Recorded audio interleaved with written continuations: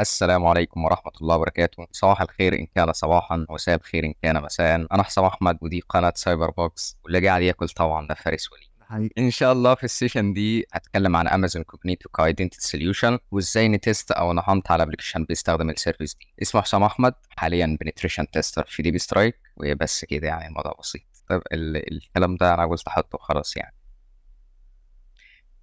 طيب السيشن اول حاجه هنتكلم فيها عن السيرفيس ذات نفسها والكومبوننتس اللي موجوده فيها. بعد كده هننتقل على الجزئيه اللي بنعرف فيها ازاي نتست على الابلكيشن بيستخدم السيرفيس دي، بدايه من ازاي نعرف اصلا اذا كان الابلكيشن بيستخدم اي دبليو اس كوجنيت ولا لا، مرورا بالمسكونفيجريشنز اللي ممكن يرتكبها الديفلوبر وهو بيهيئ السيرفيس دي. بعد كده هناخد ريل اتاك سيناريوز دي حصلت معايا او موجوده في رايت ابس، او لو مثلا لو حاجه مش موجود لها رايت اب او سيناريو صادفني، فيكون في ستيبس يعني ازاي تستغل حاجه زي كده. طيب امازون كوجنيتو هي ايدنتي سوليوشن والسيرفيس من امازون، بتوفر للديفلوبرز ثلاث حاجات: الاوثنتيكيشن واللي بتتمثل في الساين اب والساين ان ومشتملاتهم بقى الريسيت باسورد، الحاجات اللي متعلقه بالاوثنتيكيشن والاوثرايزيشن واليوزر مانجمنت. في مكونين رئيسيين للسيرفيس دي. اول حاجه اليوزر بول، وده اللي متعلق بالاوثنتيكيشن، ودي الحاجه اللي بيستور او اللي بنستور فيها اليوزرز او اللي بيتخزن فيها اليوزرز، وهي برضو اللي بتوفر الساين اب والساين ان اوبشنز. الايدنتيتي بول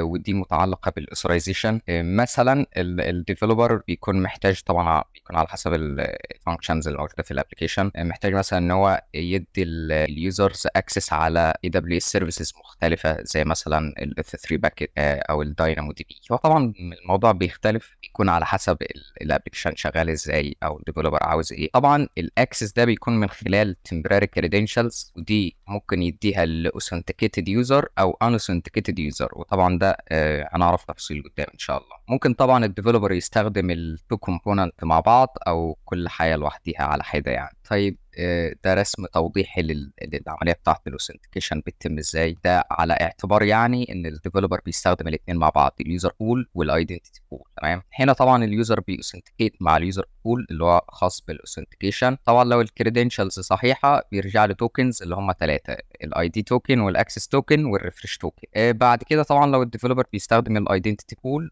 فهنا هيكستشينج التوكن، وبالتحديد الاي دي توكن، بتمبراري كريدنشالز. وزي ما قلت طبعا ان شاء الله ده هنعرفه بالتفصيل في او قدام يعني في السيشن. بعد كده بالتمبراري كريدنشالز دي اليوزر يقدر ياكسس سيرفيسز ثانيه من اي دبليو اس يعني. طيب في حاجه برضو مهمه في السيرفيس دي، وهي اليوزر بول اتريبيوتس، ودي السمات اللي بتكون موجوده لكل اكونت. تمام، يعتبر السيرفيس شغاله بالكامل من خلال الاتريبيوتس دي. يعني انا اقصد هنا طبعا الاكونتات، تمام، اللي بتتعمل في اليوزر بول. بمعنى انا لو جاي كاريت اكونت، تمام، الايميل هنا بيسمى اتريبيوت، مش مثلا زي الابلكيشنز او اللي هو الحياه التقليديه اللي احنا بنقول عليها بارامتر يعني.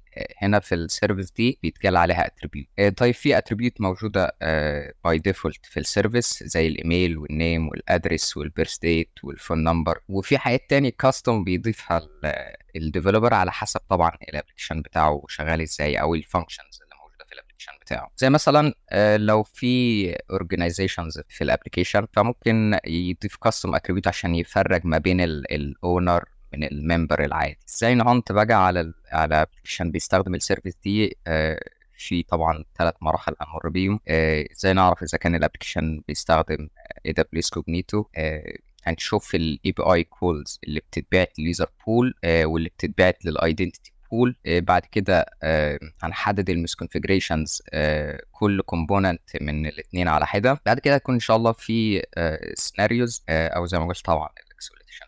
طيب ازاي نعرف اذا كان الابلكيشن بيستخدم اي دبليو اس كوجنيت ولا لا؟ بص، طبيعي اي ابلكيشن انت بتبدا ان انت تكريت اكونت. تمام، ما اعرفش، في ناس طبعا اللي هو في البن تيست او لا، ممكن في الهانتنج شويه الناس بتسكيب الحته بتاعت الاوثنتيكيشن دي، اللي هو بيدخل يشوف اكس اس اس او يشوف حاجات لوجيك ايدورز الحاجات دي. بس لو انت مثلا بتست الابلكيشن من بدايته، بدايه بالاوثنتيكيشن يعني انت تكريت اكونت وتلوجن، فطبيعي مش هتلاقي، لو انت مثلا حاطط في السكوب الدومين اللي انت بتست عليه، مش هتلاقي الريكوست بتاع الاوثنتيكيشن، سواء اللي هو اللي بتكريت اكونت من خلاله او اللي بتلوجن على الاكونت بتاعك. فهنا طبعا لو ما لقيتش يعني الريكوست المسؤول عن الاوثنتيكيشن، فاعرف ان الابلكيشن بتاعك بيستخدم سيرفيس خارجيه. فعامه يعني من غير ما في الكلام دي، ده شكل الريكوستات اللي بتتبعت لليوزر بول. تمام. ممكن كده كده هتلاقي فيها كوجنيتو طبعا، بس احنا بنفرجها هنا بالاي دي بي اللي اختصار الايدنتيتي بروفايدر. تمام. طبعا مش لازم تلاقي نفس الشكل ده لان الريجن بيختلف. طبعا هنا ايست ممكن تلاقيه ويست عادي يعني، كذلك الامر بدل 1 دي ممكن تلاقيها 2، فمش لازم نفس الشكل، بس هتلاقي كوجنيتو واي دي بي.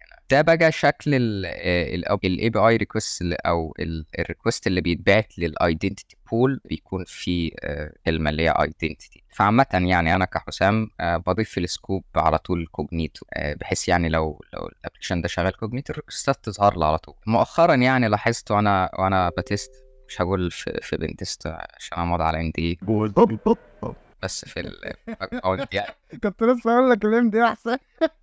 لا هو في الهانتنج. تمام. كنا بنهند. ففي ابلكيشنز يعني ما بتستخدمش السيرفيس بصوره مباشره، بمعنى ان هو بيكون في اي بي اي ما بين اليوزر وما بين وما بين السيرفيس اللي هي اي دبليو اس كوجنيتو، اللي هو يعني بيخليك الاول انت تتعامل مع الاي بي اي تمام الخاصه بالابلكيشن، كده الاي بي اي هي اللي بتتعامل بقى مع كوجنيتو. فهنا طبعا ممكن تعرفها من خلال الجي دبليو تي توكن. انت تعمل ديكود للتوكن، هتلاقي فيه برضو الهوست هنا اللي هو بيميز السيرفيس دي. وطبعا اهم حاجه هتلاقيها هنا الكلاينت اي دي اللي بيشير لليوزر بول. تمام. طيب او ازاي نشوف اذا كان في ميس كونفيجريشن ولا لا؟ هنشوف اول حاجه من منظور الديفلوبر، بعد كده نشوف اذا كان في الكيس اللي احنا بنشوفها من منظور الديفلوبر ممكن يكون في ميس كونفيجريشن ولا لا. بعد كده السيناريوهات يعني طبيعي عشان دي سيرفيس متعلقه بالاوثنتيكيشن، ففي اوبشن هنا اسمه سيلف سيرفيس ساين اب او اللي هو السيلف ريجستريشن. لو متعلم على الاوبشن ده فاي يوزر يقدر ان هو يكريت اكونت، حتى مثلا لو ما كانش في الاوبشن في الويب سايت عندك او في اليو اي مفيش اوبشن ان انت تكريت اكونت، بس طالما هو الاوبشن ده متعلم عليه خلاص انت تقدر تكريت اكونت من خلال الاوبريشن بتاعه اي دبليو اس. الاوبريشن هنا هي بص هي اند بوينت، بس هم مسمينها اوبريشن. بالظبط كده. طبعا لو مش معلم عليها فالادمن بس هو اللي يقدر يكريت اكونت. فاحنا ممكن نعتبر لو هو الديفلوبر محدد الاوبشن ده اللي هو السيلف ريجستريشن، ممكن نعتبرها vulnerability او misconfiguration في حاله طبعا لو مش موجود غير مش موجود في اليو اي غير بس ان انت تلوجن. تمام. يعني هو اكتفى بس ان هو يشيل الساين اب من اليو اي. تمام. ممكن برضو انت لو وصلت الادمن بانل مش محتاج ديفولت كريدنشالز بقى ادمن عشان تلوجن على البانل دي. تمام. لو الديفلوبر حدد الاوبشن ده وزي ما قلت لك ان هو اكتفى ان هو يشيل الريجستريشن او الساين اب من اليو اي، فدي تعتبر مش كونفيجريشن لان انت تقدر تكريت اكونت زي ما قلت من خلال الساين اب اوبريشن. تمام. طيب هنا كان ده ابلكيشن بتست عليه، كان باك باونتي بروجرام.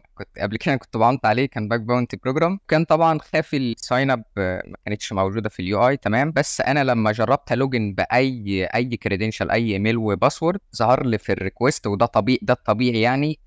ظهر لي الكلاينت اي دي. تمام. فانا اخدت الكلاينت اي دي ده ورحت كريت اكونت، يعني ضفت هنا مثلا اليوزر نيم، ضفت الايميل بتاعي، وفي اليوزر اتريبيوتس هنا ضفت الايميل برضو، والكلاينت اي دي زي ما قلت الكلاينت اي دي اللي بيشير لليوزر بول. طبعا هنا لازم كونفيرم الاكونت بتاعي، فاستخدمت الاوبريشن اللي هي كونفيرم ساين اب. تمام. كتبت الكود وخلاص يعني، ورحت دخلت على البورتال دي عادي يعني. انا كنت معاهم جوه، فالموضوع كان لذيذ بصراحه. بما اننا بنتكلم على الريجستريشن، ففي سيناريو صادفني في باك باونتي بروجرام برضو من قريب.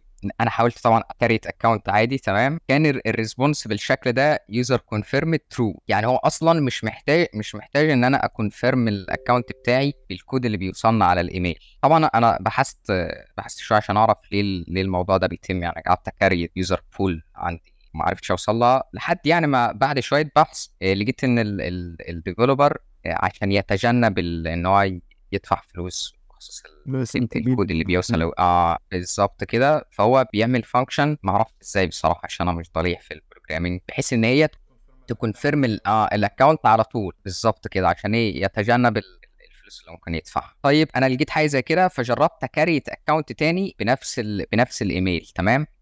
هنا كريت ايميل عادي. لو تلاحظ الايميل هنا بيبدا ب LEN. تمام. جربت ان انا اكريت اكونت تاني بنفس الايميل، بس طبعا قال لي ان الايميل ده اوريدي اكزيست. اللي عملته عشان ابايباس حاجه زي كده، رحت غيرت اول حرف، ودي اعتقد معروفه، اتهرست دي طبعا. تدس على وشها مش هتعرف. فكريت اكونت عادي معايا تمام كده، يبقى في اكونتين نفس الايميل تمام، والاثنين على يعني على حد علمي ان هم كونفيرمد، يعني الاكونتين شغالين تمام.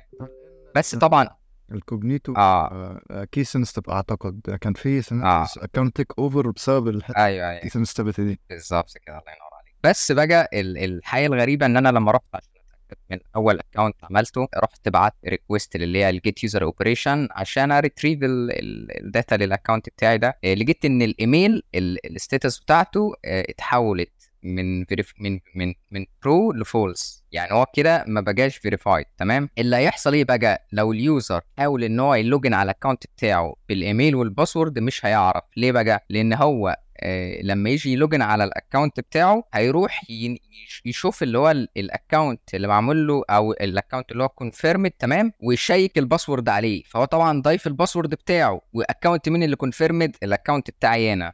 حتى لو عمل ريست باسورد مش هيكونفيرم. لو عمل ريست بص هو لو عمل ريست باسورد فهو بيعمل ريست باسورد للاكونت بتاعي انا، فهو كده يعتبر اكونته ضاع. فالسيناريو ده كان غريب بس هو لذيذ يعني، وهتاخد عليه باونت حلوه كمان. طيب في اوبشنز تانية بيحددها الديفلوبر برضو، زي الاوبشن ده اللي هو keep original attributes value active when an update is pending. هديك انا مثال ببساطه. دلوقتي انت ممكن لو شغال على ابلكيشن عادي، في اوبشن انت تغير الايميل بتاعك. احيانا الابلكيشنز مش بتضيف اللي هو الايميل اللي انت غيرته غير لما تكونفيرمه، يعني ما بيظهرش عندك في اليو اي غير بس لما تكونفيرم الايميل دوت تمام. عندك هنا الاوبشن ده نفس النظام. الاوبشن ده لو مش متحدد، فانا مثلا لو رحت غيرت الايميل بتاعي لايميل تاني، الايميل هيرفلكت في الاكونت عادي. ولو رحت عملت جنريت الاي دي توكن جديد، هيطلع بالميل الجديد بالظبط كده، حتى لو انا ما عملتلوش كونفirmation. لكن لو الاوبشن ده متحدد، فالايميل اللي هو الاساسي هيفضل موجود اول ما تكونفيرم هيبدا يظهر الجديد بالظبط كده. فالاوبشن ده لو مش متحدد فدي تعتبر ميس كونفيجريشن. بس هتستغلها ازاي؟ هيبقى معتمد شويه على الابلكيشن. يعني انا ابسط حاجه جبت منها بج في السيناريو ده، بري اكونت كوفر. الابلكيشن كان ينفع تلوجن على الاكونت بتاعك من خلال جوجل، فطبعا غيرت السيناريو. الله يصلح لحاله، سيناريو بسيط الصراحه يعني، بس بيتقبل على فكره على كراود. رحت كريت اكونت، ورحت مغير الايميل، غيرت الايميل لايميل تاني تمام. ورحت عملت لوجن بقى بالايميل التاني ده بس ويز جوجل، عمل ريدايركت على الاكونت بتاعي انا.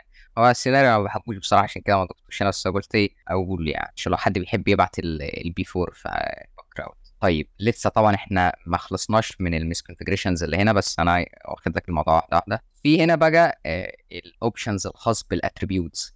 في يعني بخصوص الاتريبيوت، في اتريبيوت ريدابل اللي هي انت يعني ينفع اليوزر ان هو يقراها بس تمام، وفي اتريبيوت ينفع اليوزر ان هو يعدل عليها خلال الاكسس توكن اللي هو الخاص بالاكونت بتاعه. فمن ضمن مثلا هنا عندك الاتريبيوتس الايميل تمام. هنا في الكيس بتاعتنا دي ينفع تقرا عادي من خلال اللي هي الاوبريشن اللي هي الجيت يوزر دي، وينفع تعدل عليه من خلال الابديت يوزر اتريبيوتس اوبريشن. دي في حد ذاتها مش كونفيجريشن وبلوى حرفيا، هي بتعمل كوارث. احنا ندخل على السيناريوز على طول.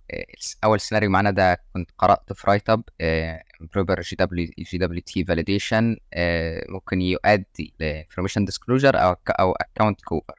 ده لينك الرايت اب طبعا اللي حابب يقراه. فانا قبل ما اشرح السيناريو اللي موجود في الرايت اب، حابب بس اوضح كام حاجه هنا. طبعا لو انت بتتعامل مع ابلكيشن بيستخدم اي دبليو اس كوجنيتو، فطبيعي يكون في ريكوستات بتروح لاي دبليو اس كوجنيتو وريكوستات للابلكيشن اللي انت شغال عليه. في العاده اغلب الابلكيشنز دلوقتي شغاله اي بي اي تمام، ريستفول اي بي اي. فالريكوستات بتكون عن ناحيتين، لكوجنيتو وللابلكيشن اللي انت شغال عليه. وبما انه بيستخدم اي دبليو اس كوجنيتو، فهو هيستخدم في الاثنين طبعا. اجباري في كوجنيتو هيستخدم بيستخدم الجي دبليو تي توكن، وعندك مع الاي بي ايز الخاصه بالابلكيشن بتاعه الاي دي توكن، وفي طبعا في ديفلوبرز بيستخدموا الاكسس توكن عادي يعني، بس في كلتا الاحوال انت هتستخدم الجيسون ويب توكن. تمام. طيب احنا هندخل شويه في حته ازاي الجي دبليو تي توكن بيتعمل عليه فاليديشن. عندك اي دبليو اس عندها جي دبليو تي لايبراري خاصه بيها. تمام. الجي دبليو تي او اللايبراري دي في الغالب مش خاصه باي دبليو اس بس، بتشيك على كذا حاجه،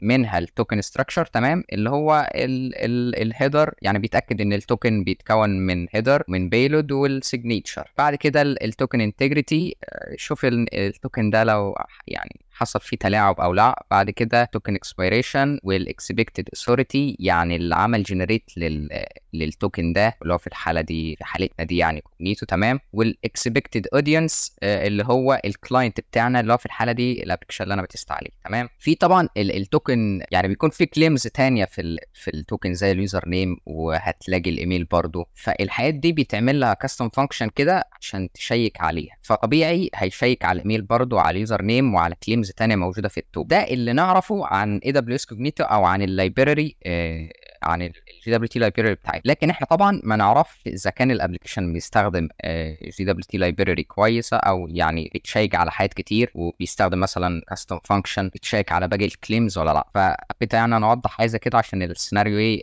الناس ما تفتكروش يعني فيك رايت اب، عشان انا دخت معاه بصراحه، عشان اعرف الناس الشقيه اللي بتفيك رايت اب. خلينا نقول السكيورتي ريسيرشر يعني اللي هو كاتب الرايت اب ده، قد التارجت يعني عشان يتست او يهانت عليه، لقي ان هو شغال باي دبليو اس كوجنيتو. تمام. وبطريقه ما يعني عرف ان الاي بي ايز الخاصه بالابلكيشن بتريتريف الداتا بتاعت اليوزر بناء على الايميل. تمام. هو اعتقد ده جيب التجربه، لان مش شايف له بصراحه طريقه واضحه ان تعرف بقى حاجه زي كده الا لو انت جربت والسيناريو نجح معاك. اللي عمله بقى لما عرف ان الاي بي ايز بتعتمد على الايميل اللي موجود في التوكن، كاريت اكونتين، واحد كاتاكر واحد كفيكتيم، مع اني ما احبش اقول كلمه فيكتيم دي، بس ما علينا. هو بقى حاول من اكونت اللي هو الاتاكر، حاول ان هو يغير الايميل للايميل بتاع الفيكتيم، بس طبعا قال له ان الايميل ده اوريدي اكزيست. اللي عمله بقى ان هو برضه عمل اول حرف كابيتال. تمام. وعدت عادي، راح يستخدم الاكسس توكن او الاي دي توكن، هو ما ذكرش طبعا في الرايت اب او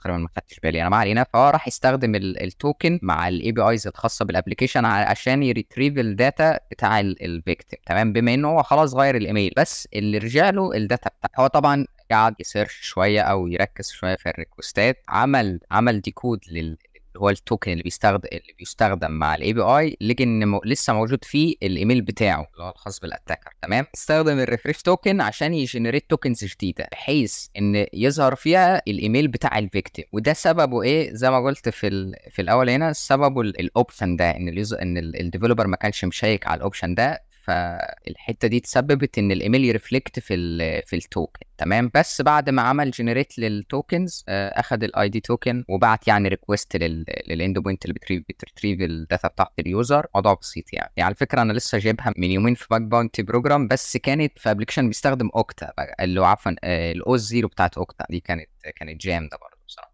ده اللي خلاني اتاكدت يعني ان ده مش فيك رايت اب برضه. طيب نيجي للسيناريو المعقد شويه، وده كانت فول اكونت كفر كنت جايبها باك كراود في 2022 تقريبا. طيب التارجت اللي كنت بتست عليه كان بيستخدم اي دبليو اس كوجنيتو. تمام. طبعا لان انا اشتغلت على الابلكيشن ده كتير، فانا كنت عارف ان انا اقدر اغير الايميل بتاعي بس من خلال انا اكونكت مع الاوبريشن اللي هي ابديت يوزر اتريبيوت. تمام. واقدر اغيره كمان لاي ايميل حتى لو كان مرتبط باكونت تاني، ومن غير كيس سنسيتيف يعني، او من غير اللي انا اغير اول حرف مثلا الكابيتال. وطبعا لما كنت بعمل جنريت للتوكنز من جديد بحيث اشوف مثلا ان هو بيرفلكت ولا لا في اللي هو التوكن الجديد بيرفلكت في عفوا الايميل الجديد بيرفلكت في التوكن ولا لا، لقيت ان هو بيرفلكت عادي، فاتاكدت ان الاوبشن ده برضو الديفلوبر نسي ان هو يحدده يعني. انا طبعا كالعاده بحب ابدا بالاوثنتيكيشن. المهم انا كريت اكونت عادي بايميل وباسورد، ما لقيتش ان في حاجه اصلا تستحق الاهتمام. الموضوع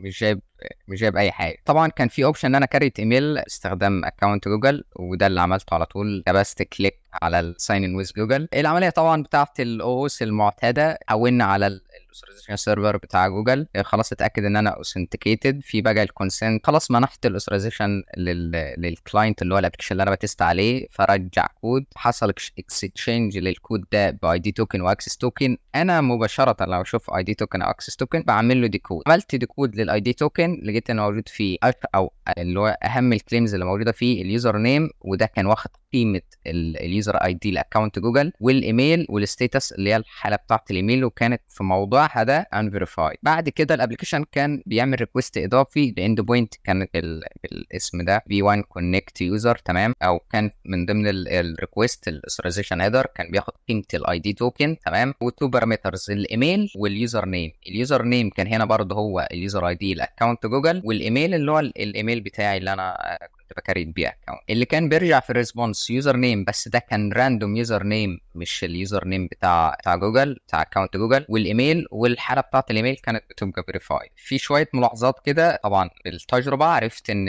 الايميل او البارامترز دي اللي هي قيمه الايميل وقيمه اليوزر نيم لازم يكونوا مماثلين للي موجودين في الاي دي توكن. يعني مثلا اللي موجود في الاي دي توكن اللي هو متباصه كاوثرايزيشن هيدر، لو موجود فيه مثلا الايميل حسام@gmail.com واليوزر اي دي او اليوزر نيم 1237، يبقى لازم يكون نفس القيمتين موجودين هنا. طبعا هو الريكوست ده الوظيفه بتاعته ان هو يربط الايميل باليوزر نيم، او بالتحديد باليوزر اي دي بتاع اكونت جوجل، عشان لما احاول ان انا الوجن بعد كده باكونت جوجل يدخلني على الاكونت على طول، ما يحتاجش ان هو بقى يكريت اكونت جديد الكلام ده. طيب السيناريو اللي جه في دماغي في الحاله دي ان انا احاول اكونكت او اربط اكونت جوجل بتاعي باكونت حد تاني. فانا طبعا هحتاج في الخطوه دي اللي هي الخطوه الثالثه كذا حاجه. اولهم ان الايميل اللي يكون موجود في الاي دي توكن بتاعي يكون نفس الايميل بتاع الفيكتيم واللي هضيفه هنا، تمام. اليوزر نيم ده لازم برضو يكون موجود في الاي دي توكن ويكون مرتبط او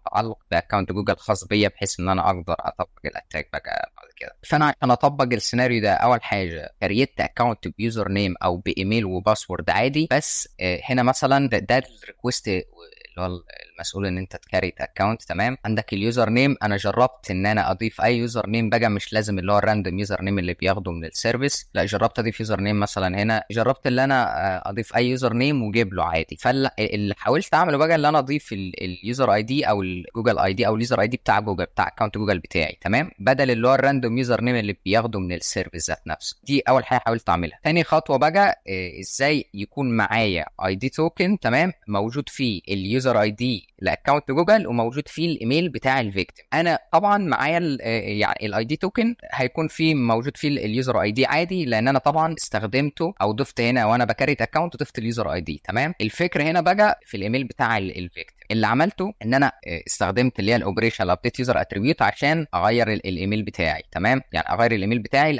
الايميل اللي هو مرتبط باكونت الفيكتيم.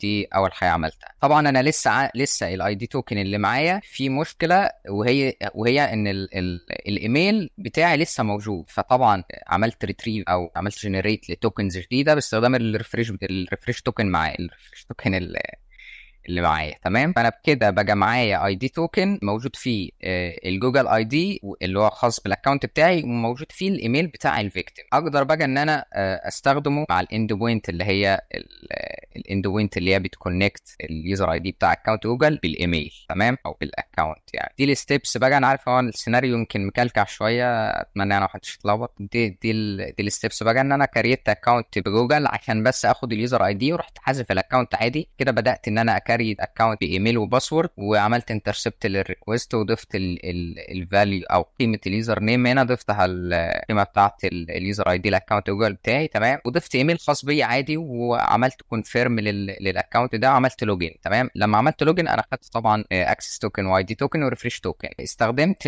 الريفريش توكن عفوا. اول حاجه عملت ان انا اخدت الاكسس توكن وبعت اي بي اي ريكوست للاند بوينت اللي هي او الاوبريشن اللي هي ابديت يوزر اتريبيوت عشان اغير الايميل بتاعي للايميل اللي هو مرتبط باكونت اليوزر الثاني اللي احنا بنحاول نتيك اوفر الاكونت بتاعه، تمام. طبعا قال لي ان انا كونفيرم، بس مش هنعرف طبعا نعمل حاجه زي كده. جيت بقى استخدمت الريفرش توكن عشان اجنريت توكنز جديده. اخدت الاي دي توكن طبيعي، رحت عملت له ديكود، اتاكدت ان موجود فيه الفاليوز اللي انا محتاجها عشان اطبق الاتاك ده. رحت مستخدم على طول الاي دي توكن مع الاند بوينت دي، وضفت هنا يوزر اي دي الاكونت جوجل بتاعي. بس اللي حصل بقى ان هو ربط اليوزر اي دي الاكونت جوجل بتاعي بالايميل بتاع الفيكتيم. طيب في تريكايه بسيطه كده هنا، لما كان بيشيك في الحاله دي في الداتابيز، او هي مش داتابيز عشان السيرفيس بتشتغل بشكل مختلف شويه، فهي مش داتابيز، بس ان هو بيشيك يعني في اليوزرز اللي عنده. طبيعي هيلاقي اكونتين عندهم نفس الايميل، تمام. طيب هيحدد انهي ايميل بقى اللي هو يكونكت بيه اليوزر اي دي بتاع اكونت جوجل. هيكونكت طبعا مع الاكونت اللي هو الايميل فيه فيريفاي، لان انا في تقريبا جمله هنا نسيت اقولها ان انا لو غيرت الايميل بتاعي لاي ايميل تاني، الاكونت بتاعي يبقى زي ما نقول كده معلق، مش عارف الوجن عليه. يعني لو فكرت ان انا الوج اوت واحاول الوجن تاني مش هعرف، لان طبيعي زي ما قلت لك في بدايه السيشن في اول سيناريو تقريبا او تاني سيناريو عفوا، ان هو بيشوف الاكونت اللي هو فيريفايد وبيبدا بقى يشيك عليه الباسورد. بس هنا بقى انا لو رحت ان انا حاولت ان انا الوجن بالاوبشن اللي هو ساين ان ويز جوجل بالاكونت بتاعي اللي انا ربطته بالايميل بتاع اليوزر اللي احنا كنا بنحاول نتكبر الاكونت بتاعه، يدخلنا على اكونت اليوزر ده على طول. طيب في برضه من ضمن الاوبشنز انه ممكن الديفلوبر على حسب الابلكيشن بتاعه يضيف كاستم اتريبيوتس. لو ابلكيشن بتاع فلوس مثلا، على حسب طبعا الابلكيشن شغال ازاي. لو ممكن تضيف طبعا اتريبيوت زي اماونت هنا مثلا، رول، سكور، تمام. في حاجات بتبقى ميوتابل، تمام، وينفع اليوزر ان هو يعدل على الفاليو بتاعتها باستخدام الاوبريشن اللي هي الابديت يوزر اتريبيوت ده، في حاله طبعا لو القيمه دي كانت متغيره. وطبيعي يعني اغلب الابلكيشنز هتلاقيها ماشيه بنفس النظام ده، لان الرول ممكن تختلف من وقت للتاني. يعني ممكن مثلا انت مدي واحد صاحبك رول ادمن، خنقت فيه، رحت نزله منبر عادي. يعني دي هنت خفيفه كده، مثلا لو انت عايز تتست اللي هي الكونفيجريشن اللي ممكن تكون متعلقه بالكاستم اتريبيوتس، ان انت هتكول الاوبريشن اللي هي جيت يوزر، تمام، عشان تريتريف الداتا بتاعت الاكونت بتاعك. لو لقيت اي فاليو من الحاجات اللي موجوده دي اللي هي كاستم از ادمن مثلا، ولقيت الفاليو بتاعتها فولس، كذلك الامر مع باقي الحاجات اللي موجوده هنا. طبعا مش لازم تلاقي الحاجات دي كلها كده، ممكن تلاقي حاجات مختلفه، تمام. بس انت لو لقيت اي كاستم اتريبيوت، تمام، حاول تفهم بس ان يعني الابلكيشن بيعتمد عليه في ايه، وجرب ان انت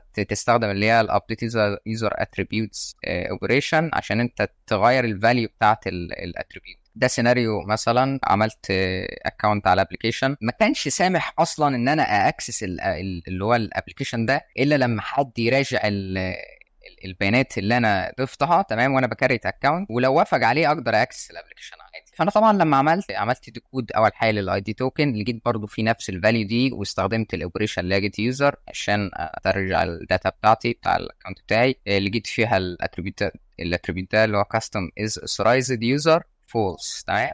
فعلى طول رحت عملت ريكويست وغيرت غيرت من فولس لترو، تمام، وخلاص طالما ظهر لك 200 اوكي. رحت عملت بقى ايه، استخدمت الجيت يوزر اوبريشن تاني عشان اشوف الفاليو فعلا اتغيرت ولا لا. اتغيرت والحمد لله، يعني بصراحه كانت حاجه لذيذه. ندخل بقى على اوبشن تاني اللي هو enable token revocation. بص ببساطه يعني عشان هو في شويه كلام كتير. انت مثلا لما تعمل لوج اوت في ابلكيشن عادي بيمحي لك السيشن اللي هي السيشن القديمه، تمام. بس الموضوع في السيرفيس دي او في اي ابلكيشن بيستخدم الجي دبليو تي توكن بيكون مختلف، لان التوكن معتمد على الاكسبيريشن ديت، تمام، اللي هو معتمد على وقت. يعني حتى لو عملت لوج اوت، تمام، ينفع تستخدم التوكن عادي. فالاوبشن ده مصمم بس عشان لو انت عملت لوج اوت خلاص هو هيزيل التوكن ده، او التوكن ده مش هيبقى شغال، تمام. حتى برضو لو ما كانش اكسبايرد عادي. طبعا هو الحته او الميكانيزم بتاع التوكنيفيكيشن دي بيتم ازاي؟ بيتم من خلال كليم اسمه الجي تي اي، واختصار لجي دبليو تي اي تي، تمام. ياخد الفاليو دي طبعا ما اعرفش بيعملها ازاي بصراحه في الباك اند، بس على ما اعتقد يعني ان هو بيرميها في بلاك ليست كده، بحيث ان انت لو جيت تعمل ريكويست بيبدا بقى يشيك لما يلاقيها في البلاك ليست، لا يا باشا انت انوثرايز، روح اعمل لوجن بقى ايه من اول وجديد. طبعا زي ما قلنا في الاول ان اي دبليو اس عندها جي دبليو تي لايبراري خاصه بيها، فطبعا بتشيك على الحاجات دي كلها ما شاء الله. لكن الديفلوبر برضو او الابلكيشن اللي انت بتست عليه ما تعرفش هم اصلا مستخدمين ايه، لان في ناس بتستخدم الحاجات دي عادي. يعني مثلا عندك في لايبريز بتشيك على الجي تي اي، بتشيك على الحاجات دي كلها، في لايبريز تاني مثلا ما بتشيكش هنا، ده مش عارف بيعمل ايه بصراحه، بس مش بيشيك على اي حاجه خالص. اعتقد الناس دي بتستخدم في الستيجنج بس. فالسيناريو كالتالي، ده فعلا بيحصل، لان ده بلاقيه في كل حته. التوكن بيفضل شغال عادي حتى لو انا عملت لوج اوت، بجرب ان انا كونكت مثلا مع الاي بي ايز الخاصه بالابلكيشن بتشتغل عادي. فمثلا هنا قبل ما يحصل ريفوك للتوكن، تقدر انت تبعت ريكوستات لكوجنيتو، تبعت ريكوستات للابلكيشن بتاعك، للاي بي ايز الخاصه بالابلكيشن بتاعك. لكن بعد ما هي الفيتشر دي او الميكانيزم دي بتتنفذ، ان هو بيريفوك التوكن بتاعك، ما بتقدرش تبعت ريكوستات باستخدام التوكنز دي لكوجنيت، ولكن تقدر عادي تبعت ريكوستات اللي هي للاي بي ايز الخاصه بالابلكيشن. دي ينفع تبلغها في البيت تيست، لكن في الباك باونتي بصراحه ما اعرفش، احاول اتجنب الحاجه. طيب احنا كده الحمد لله خلصنا اغلب المسكونفيجريشنز اللي موجوده في اليوزر بول، تمام، وما خفي كان اعظم. وده مش معناه طبعا ان انا باخل بحاجه، وفي حاجات لسه ممكن اضيفها ان شاء الله في السلايد، لان هحدثها باستمرار. يعني الحاجات اللي هلاقيها ان شاء الله هضيفها على طول. نيجي بقى اللي هي المسكونفيجريشنز اللي ممكن تكون موجوده في الايدنتيتي بول، تمام. برضو هنمر بنفس البروسيس، نشوف من منظور الديفلوبر. هو سيناريو واحد اللي اعرف بصراحه كويس كده، عشان مش عارف احنا طولنا ولا ما طولناش، بس ربنا يستر. يعني الديفلوبر وهو بيكريت ايدنتيتي بول عنده اوبشنين، يا اما يختار الاوثنتيكيتد اكسس او الجيست اكسس. وده معناها يعني مثلا لو هنا حدد الاوثنتيكيتد اكسس، فهو هيدي temporary credentials للاوثنتيكيتد يوزرز. الاوثنتيكيتد يوزرز اللي هم يعني مصدقين عند اليوزر بول، بمعنى ان هو عمل لوجن على اليوزر بول عادي، او على الابلكيشن اللي مرتبط باليوزر بول، تمام. يعني معاه اي دي، ومعاه اي دي توكن واكسس توكن وريفريش توكن، يعني اوثنتيكيتد يوزر، تمام. لو جيست يوزر او جيست اكسس، يبقى لو يوزر مش عامل لوجن على الابلكيشن، فعادي يقدر ان هو ياخد temporary credentials ويأكسس بيها اي دبليو اس سيرفيسز مختلفه. وطبعا ده بيكون معتمد على الرولز. فالمسكونفيجريشن اللي هي موجوده في الحياه دي او متعلقه بالايدنتيتي بول، هي مرتبطه اكتر بالرولز اللي بيمنحها الديفلوبر للاوثنتيكيتد يوزر والانوثنتيكيتد يوزر. فاحنا يعني هندي كيس كده او سيناريو على اعتبار ان اليوزر بول والايدنتي بول، تمام، موجهين بس للانترنال تيم. وانت كباج هانتر بطريقه ما قدرت ان انت بالريكون بقى عرفت الكلاينت اي دي وعرفت الايدنتي بول اي دي، والايدنتيتي بول اي دي هي اللي بتشير للايدنتيتي بول، تمام. يبقى دي واحده بتشير لليوزر بول واللي هي الكلاينت اي دي، واحده ثانيه بتشير للايدنتيتي بول. فاحنا على اعتبار ان السيرفيس دي موجهه بس للانترنال تيم، وان الديفلوبر بس هو مكتفي ان الحاجات دي مش ظاهره في اليو اي، يعني انت كيوزر ينفع كريت اكونت باستخدام الكلاينت اي دي لما تكونكت مع الساين اب اوبريشن، تمام. وفي نفس الوقت هو مثلا لنفترض ان هو سامح بس للاوثنتيكيتد يوزر ان هم ياخدوا temporary credentials او ياكسسوا اي دبليو سيرفيسز مختلف. فهنا السيناريو معتمد طبعا على الرولز اللي هي مديها لك الديفلوبر وهو بيهيئ السيرفيس دي. على اعتبار وانت بتريكون قدرت ان انت تجيب الكلاينت اي دي والايدنتيتي بول اي دي. فانت من خلال الكلاينت اي دي تقدر تكريت اكونت وتقدر تلوجن، عشان لما تلوجن هتاخد توكنز اللي هي الاكسس توكن والاي دي توكن والريفريش توكن. تقدر بقى من خلال الايدنتيتي بول الايدنتيتي بول اي دي، عشان في واحد قال لي خد بالك من الالفاظ. بقول لك ايه، يعني اللي يلاقي كده وهو بيسمع نضج كلمه غلط يا ريت يعديها، يعني مش هنقف لبعض على الواحد. بنكستشينج بقى من خلال الايدنتيتي بول اي دي، بنكستشينج الاي دي توكن باي دبليو اس كريدنشالز او اللي هي التمبراري كريدنشالز، وبنقدر ناكسس بيها السيرفيسز الثانيه. بس طبعا زي ما قلت هو كله معتمد على الرولز اللي سمع بيها الديفلوبر. ده طبعا دي كيس في حاله لو الديفلوبر سامح بس للاوثنتيكيتد يوزر ان هو يكونكت مع الايدنتيتي بول. لو كان الديفلوبر سامح بالاثنين، يعني عادي اي يوزر حتى لو مش authenticated يقدر ان هو ياخد temporary credentials، ففي الحاله دي يقدر عادي لو هو معاه الايدنتيتي بول اي دي ان هو يريتريف temporary credentials تمام، ويأكسس بقى سيرفيس. بس برضو انا مصر ان هي الموضوع معتمد على الرولز تمام. ازاي بقى تلاقي الايدنتيتي بول اي دي والكلاينت اي دي؟ دي دوركس ممكن تستخدمها بقى سواء على جيت هاب او جي اس فايلز. ممكن تسيرش في المعرفات دي وهتلاقيها احيانا او في معظم الاحيان يعني هتلاقيها بالشكل ده كده، الايدنتيتي بول اي دي. الكلاينت اي دي طبعا لو اللوجن موجوده في اليو اي، فانت لو جربت ان انت تلوجن على اي اكونت عشوائي فهتلاقي في الريكوست الكلاينت اي دي عادي، وبس المعضله هنا في الايدنتيتي بول اي دي. طيب ازاي بقى نكسبلويت حاجه زي كده للاوثنتيكيتد او الجيست يوزرز؟ لو انت معاك الايدنتيتي بول اي دي فانت تقدر تobtain الايدنتيتي اي دي تمام. اول حاجه او اول خطوه بتعملها اللي انت هتobtain الايدنتيتي اي دي تمام. ينفع تعملها بالبرب بريكوستات البرب بس انا بتخنق منها، او بالكوماند لاين بقى تستخدم الكوماند ده اللي هو AWS Cognito Identity تمام، اللي هو يعني بيشير للايدنتيتي بول. دي بقى اللي هي الاوبريشن اللي هي جيت اي دي عشان يجيب لك الايدنتيتي اي دي تمام. وبتضيف هنا الايدنتيتي بول اي دي اللي انت قدرت توصل له بطريقه ما، والريجن ده طبعا اهم حاجه عشان ما يديكش ايرور. خلاص انت عرفت تجيب ايدنتيتي اي دي، هتبدا بقى تطلب temporary credentials بالايدنتيتي اي دي ده تمام. من خلال برضو الكوماند ده هتبص له هنا الاوبريشن اللي هي get credentials for identity وتضيف الايدنتيتي اي دي، والريجن ده نفس النظام كده. ممكن طبعا يديك ايرور، لو اداك ايرور فيعرف ان هو عايزك اوثنتيكيتد او عاملها بس للاوثنتيكيتد يوزر، فانت هتزود بس بارامتر اضافي يعني. بعد كده الخطوه الثالثه اللي انت هتنيوميريت البرميشنز اللي واخداها الكريدنشالز دي عشان تعرف بس الكريدنشالز دي واخده اكسس على ايه تمام. نيجي بقى السيناريو على طول. اول حاجه انا هنا استخدمت الكوماند ده عشان اريتريف identity ID تمام. بصيت للكوماند اللي هو الايدنتيتي بول اي دي والريجن،